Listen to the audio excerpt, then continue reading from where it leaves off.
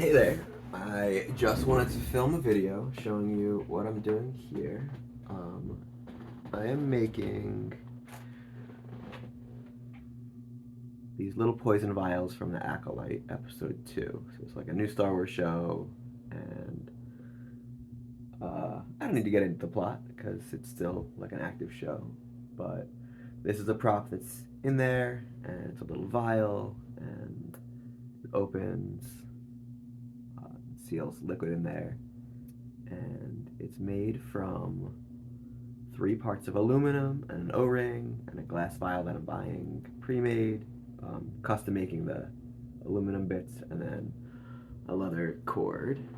So I'm I spent a long time trying to figure out which vial to use. So this is the one I settled on. It's all like specifications based on like the size and how big I think that it is, seen on screen, and then what parts are available, what bottles are readily available, for what prop maker could have used, how it was like seen on screen, because you do see the actor pulling off, like she takes it off her necklace, and it's not like a long unscrewing; it's like a quick pull. So I didn't think it was just a threaded on thing, and then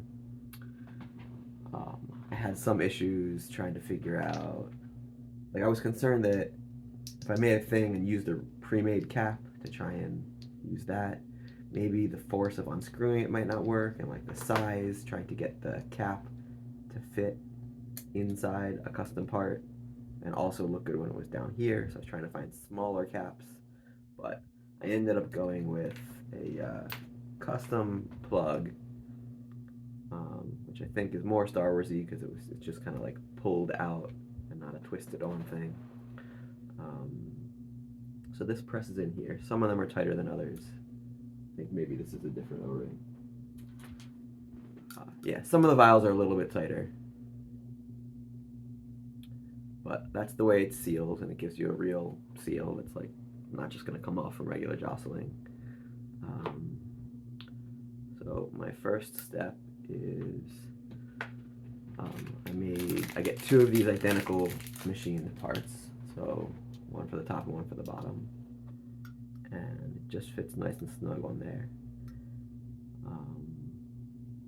There's so much variation in the bottle just because it's glass and you can't fit it exactly. So I made the opening here, I think it's 14.9 millimeters diameter, and then I measured about half of the diameters of the vials that I got, and I made a little chart and like picked what I thought would be the right size for the opening here to get a good fit. So it's not too tight, so I'd be able to fit almost every glass bottle in there, but not too loose that there'd be a ton of wiggle room.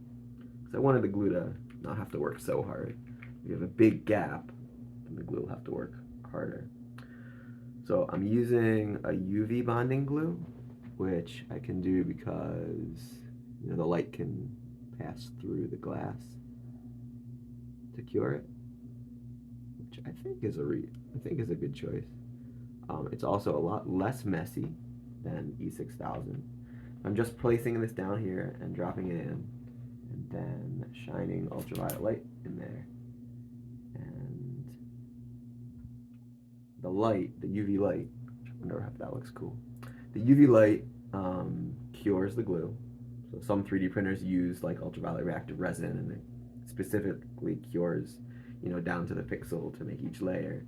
But this is kind of the same process, but instead of specifically putting it where you want with the 3D printer, it's just a typical glue that you can shine in there. And it just takes 10 seconds, and it's really good bond for metal and glass.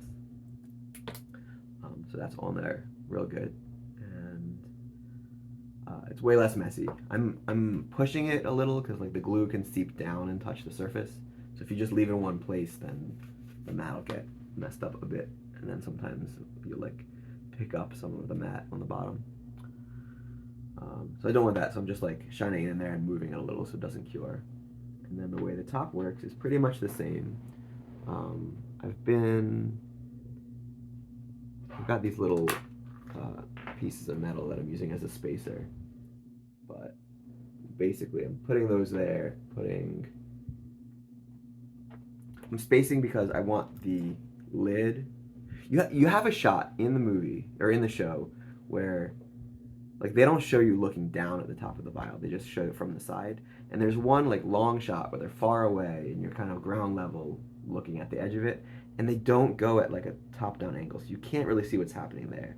And I suspect that's because they're doing the same. They're using the same vial that I am, which like tapers in and then has like a different Star Warsy look where it's got these threads, and maybe they were trying to hide that. So they really only show you the edge, and I think like they wanted to show more from the top, but the higher up this can be, then the less of the rim you'll see. So I wanted to space it some, but because the bottle like tapers in here and the dimensions, you don't have much of an overlap of where this edge touches the top edge. So I can't space it too much, but I found these little metal spacers that are like, I don't know, like 0.1 inches, like really, really small, but it does make a little bit of a difference. So I'm putting that there and then gluing it that way. So the same thing as before, where I'm just applying this UV resin to the top edge, just on the inside, placing it over my spacer and then balancing the glass vial in there and then shining the light. And this just takes 5 or 10 seconds or so to cure. And I think I've already assembled all these, but the lid, the plug seal, is just another bit of aluminum. I'm adding this O-ring to the little channel that's machined there, so that holds the O-ring in place and creates a seal for the liquid. And then the hole here is for the strapping. So this is all cured.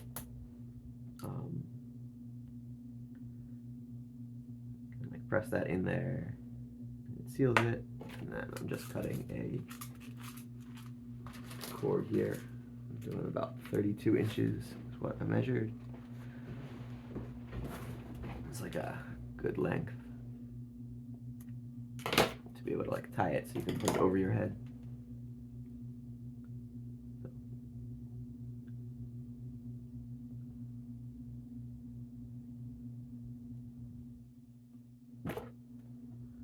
It's a 3mm hole, and this leather is 2.6mm wide, so it should fit. So that goes like this, and then I'm just tying a knot up here. And you can still pull the cap out.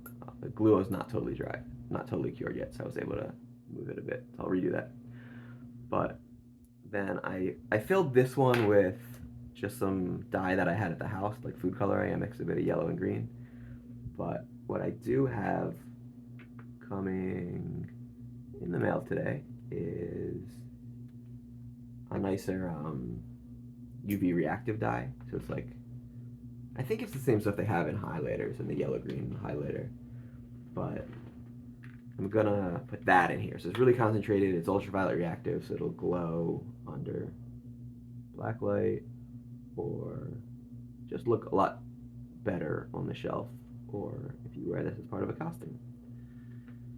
So here, let's try this again. The old glue is in the way. Let's adjust it.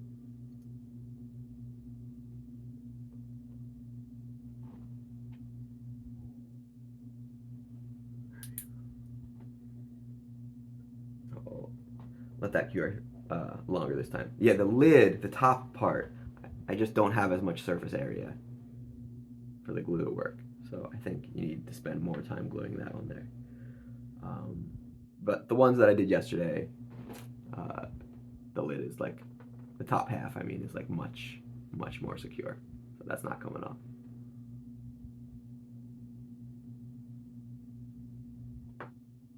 So I am making 100 of these.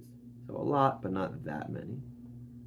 And it's probably gonna stop there. I don't think I'll be able to sell that many, just because like it's such a unique part. But there are only 100 left, or only 100 in this first batch.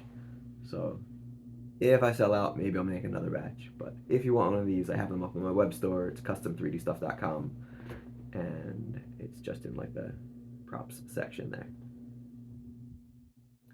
I have it up for two. There's two options. One is like the empty vial version, which would be this one, and that's going to ship to you plain, or you can wait till next week and I'll be able to ship out the